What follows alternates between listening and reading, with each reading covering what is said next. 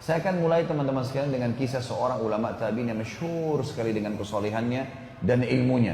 Namanya Muhammad bin Sirin. Muhammad bin Sirin ini teman-teman sekalian, orang yang terkenal dengan takbir mimpi. Ini muridnya Abdullah bin Abbas, Abdullah bin Umar. Ini tabi'in yang terkenal dengan ilmu yang sangat luas. Muhammad bin Sirin ini seorang pedagang. Dan teman-teman tentu bisa ambil pelajaran, kalau pedagang bisa ambil pelajaran dari kisah ini. Dia beli kios, kalau kita toko tentunya, di satu pasar di Irak. Karena dia beli toko di situ, maka semua orang banyak yang ikut beli di situ. Karena ada dia. Muhammad bin Sirin ini, kalau kita seperti sekarang majelis ulama Indonesia. Ya. Jadi apa yang dia beli, orang semua anggap halal. Orang beli semua. Orang juga banyak beli toko di sebelah dia, karena tahu kalau ada masalah agama tinggal tanya. Kalau ada yang salah ditegur sama Ibnu Sirin. Dan ternyata pedagang-pedagang partai dari luar Irak, kalau datang sering datang ke pasar itu, nawarin ke Ibnu Sirin. Ini Ibnu Sirin barang saya misalnya. Orang-orang pasar nunggu, Ibnu Sirin beli, maka mereka beli. Dan Ibnu Sirin pun kalau sudah beli dengan modal berapa dirham, nanti Ibnu Sirin naikkan harganya, orang pasar tetap beli, walaupun Ibnu Sirin ambil keuntungan. Yang penting sudah lewat sensornya dia nih. Ini majelis ulama. Dianggap dia satu orang sudah cukup untuk memberikan fatwa. Ringkas cerita teman-teman sekalian, pernah satu waktu ada seseorang datang menawarkan keju dari luar Irak. Keju ini dari wilayah non muslim, banyak sekali. Berpuluh-puluh kuda ini, banyak. Ya. Kemudian gentong-gentong besar keju ini. Dibawalah ke tempat itu, tawarkan Ibnu Sirin. Pedagang banyak suka tawarin Ibnu Sirin karena dia ulama besar, tidak mungkin dusta, gak mungkin nipu. Dan kalau dia beli, orang lain semua beli, berarti pasti laku. Plus juga dia kalau nagih cuma nagih kepada satu sumber saja. Ibnu Sirin gak perlu nagih kepada orang lain. Tawarkanlah keju. Ini keju Ibnu Sirin. Modal saya sekian, saya akan jual kepada anda sekian. Selisihnya ini, gitu kan, ada penjualan. Dan anda bisa jual ke orang pasar sekian. Dan orang pasar bisa jual sekian. Karena harga pasar di luar ini begini sekian. Mereka masih punya untung semuanya. Selisih antara harga dia dengan harga yang dia akan jual nanti, itu bisa untung sekitar 40.000 dirham waktu itu. Kurang lebih ratusan juta lah kalau kita sekarang rupiah ya. Ini untung langsung, cash. Orang-orang pasar semua pada ngumpul di situ. Nunggu, Ibnu Sirin beli, kita beli nih. Keju makanan pokok orang. Di Jazirah Arab mereka utama makan keju sama roti. Gitu kan. Maka Ibnu Sirin pertanyaan pertama teman-teman sekalian adalah, halalkah kejumu ini? Pertanyaan pertama itu, halalkah kejumu? Karena Allah suruh kita makannya halal. Halalkah kejumu ini? Maka dia bilang, Ibnu Sirin, kata pedagang ini, keju, susu dikeringkan, kasih garam, jadi keju. Apa masalahnya? Kata Ibnu Sirin, tidak demi Allah. Keju orang-orang non-muslim itu bisa dicampur dengan lemak-lemak hewan yang haram. Babi lah, anjing lah, atau apalah. Gak bisa. Kalau kamu sebagai seorang muslim berani bersumpah atas nama Allah menjamin buat saya ini halal, saya pegang perkataanmu dan kau tanggung jawab depan Allah hari kiamat, saya beli semuanya. Kata orang itu, saya gak berani jamin.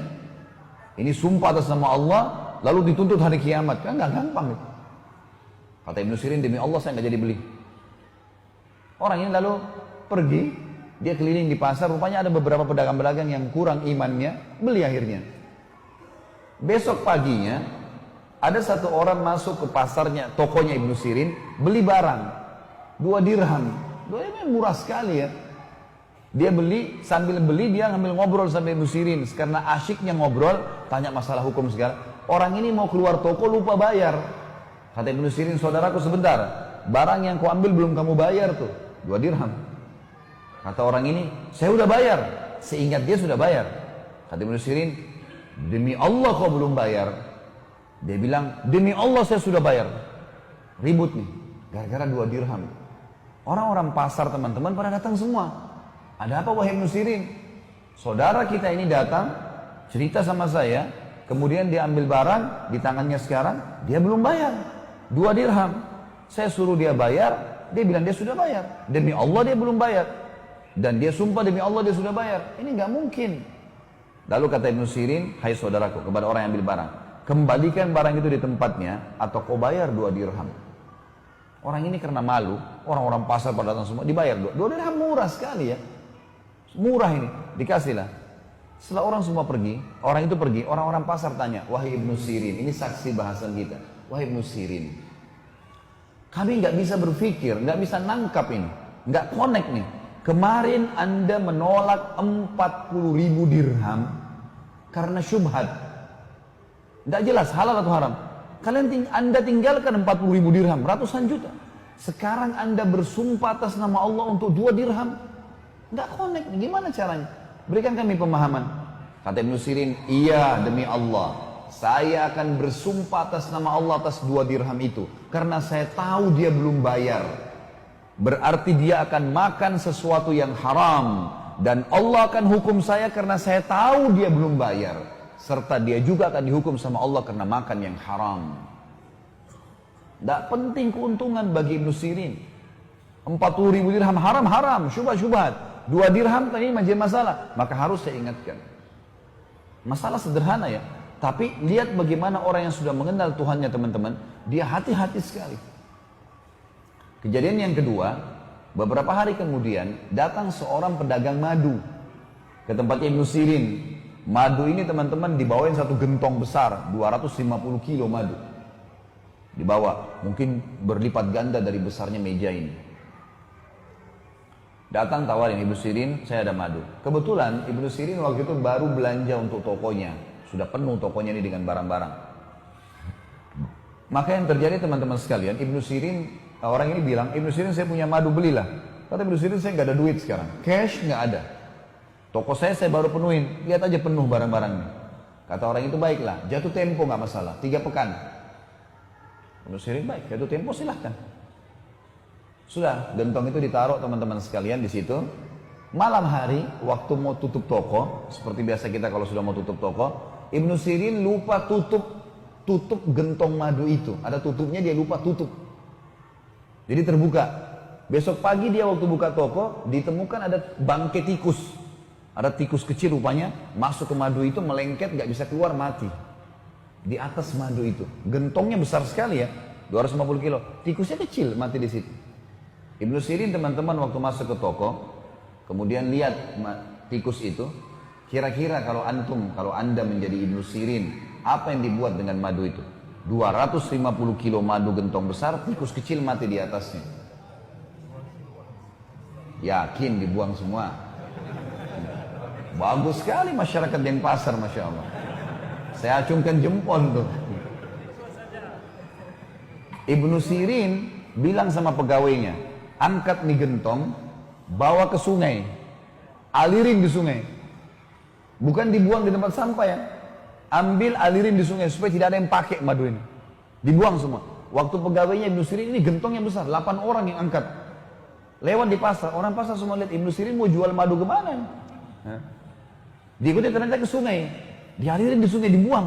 Orang-orang pasar tanya, Ibnu Sirin, madu mahal, ngapain dibuang ini? Nilainya mahal ini. Kata Ibnu Sirin, tadi saya temukan ada tikus kecil mati di atas gentong. Dalam madu, di atas madu itu. Maka saya buang. Saya tidak mau saya tidak mau menjual, menipu muslimin. Maka kata mereka, Ibnu Sirin, tikus mati, tinggal tarik tikusnya, ambil 1-2 kilo, buang. Ngapain 1 gentong dibuang semua?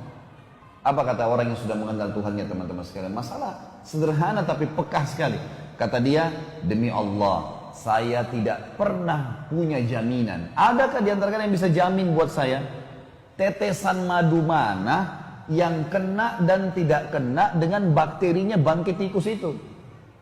Sekarang kalau kayak kalian bilang 1-2 kilo saja dibuang, yang tersisa, dari mana saya tahu madu tetesan mana yang tidak kena atau kena? Lalu saya jual kepada muslimin, ternyata ada yang kena bakteri itu. Maka saya dihisap oleh Allah hari kiamat. Demi Allah saya tidak mau jual. Buang semua. Ini luar biasa. Baik, berjalan waktu. 3 minggu kemudian, Ibnu Sirin karena ini kan mahal ya. Dia akhirnya keuntungan tokonya dikumpulin untuk bayar madu ini. Baru terkumpul setengah dari nilai madu. Pemilik madu datang, oh Ibnu Sirin saya mau nagih. Dia belum tahu kisah nih. Kata Ibnu Sirin, madumu sebenarnya 3 pekan yang lalu tuh dimasukin tikus, saya buang karena saya takut menipu muslimin. Nanti Allah akan hisab saya. Jadi saya belum punya uang cash, baru setengahnya. Kalau kau mau ambil setengah ini dan ambil barang. Kalau mau ambil barang saya yang senilai. Silakan. Gitu kan. Bijak sekali kan? Kata orang itu enggak, saya mau cash. Kata Ibnu Sirin belum ada. Kata dia baiklah, saya kasih tempo lagi. 3 minggu lagi ke depan. Berjalan 3 minggu, ternyata Ibnu Sirin juga dengan hikmah Allah, barang yang dijual di tokonya cuma bisa terkumpul 3/4 saja. Uang cash cuma 3/4 saja. Belum bisa ke semuanya. Kata orang ini, kalau begitu Ibnu Sirin saya akan lapor ke hakim pengadilan. Kata Ibnu Sirin laporkan, silakan. Dilaporlah. Hakim tahu siapa Ibnu Sirin, ini ulama besar. Ditanya ada apa wahai Ibnu Sirin? Ibnu Sirin bilang 6 pekan yang lalu saudara saya ini memberikan kepada saya madu, jatuh tempo lalu masuk tikus, saya takut nipu muslimin, saya buang. Lalu saya kumpulin duit baru 3/4 dari nilai madu itu. Sisanya kalau dia mau diambil barang, tapi dia nggak mau, dia mau cash. Hakimnya balik kepada pemilik madu. Bagaimana pendapat kamu? Dia bilang saya mau cash. Saya udah bilang sama Ibnu Sirin dari awal saya mau cash. Ya salah dia, kenapa dia nggak bisa kumpulin? Kenapa madu dibuang? Kenapa begini dan seterusnya? Kata hakim balik Ibnu Sirin, wahai Ibnu Sirin, hukum agama kita dan hukum pemerintahan kita menyatakan Anda harus kami tahan sampai Anda bisa membayar. Penjara nih. Kira-kira teman-teman kalau Anda di posisi Ibnu Sirin, mungkin kita merengek-rengek, maafin saya, nanti saya usahakan. Ibnu Sirin beda. Dia bilang penjarain saya pantas untuk dipenjara. Penjara saja. Udah masuk penjara. Penjaga penjaranya, kepala penjaga penjara teman-teman tahu Ibnu Sirin. Lalu dia datangi, dia mengatakan, Ibnu Sirin, saya ini kepala penjara. Semua yang masuk dan keluar di sini itu atas jaminan saya. Kalau saya ACC, kalau kita sekarang tanda tangan, izinkan, boleh keluar. Saya sekarang tanpa Anda minta, saya izinkan. Malam hari silakan pulang ke istri anak Anda, pagi datang lagi ke sini. Kira-kira kalau antum di posisi Ibnu Sirin, pulang atau tinggal di penjara? Ibnu Sirin bilang apa? Rahimahullah. Beliau mengatakan tidak demi Allah. Saya tidak akan mendukung kamu melanggar peraturan pemerintah. Saya akan tinggal di sini sampai Allah memberikan jalan keluar. Ternyata karena keteguhan pada kebenaran ini teman-teman sekalian membuat apa? Tersebar berita satu Irak, Ibnu Sirin lagi hadapin masalah. Masyarakat muslim kumpulin duit. Mau bantu Ibnu Sirin nih. Uang yang terkumpul teman-teman sekalian cukup untuk membayar utangnya Ibnu Sirin yang 1 gentong madu tadi yang dibuang itu, plus lebihnya bisa beli 10 gentong madu yang lain. Allah kasih gantinya. Komitmen sebentar saja dalam kebenaran, ada jalan keluar. Fa inna ma'al usri yusra. Memang begitu. Inna ma'al usri yusra. Di setiap kesulitan ada kemudahan. Pasti di kesulitan ada kemudahan, kata Allah. Komitmen, iman harus yakin. Gak bisa kita ragu dengan masalah itu.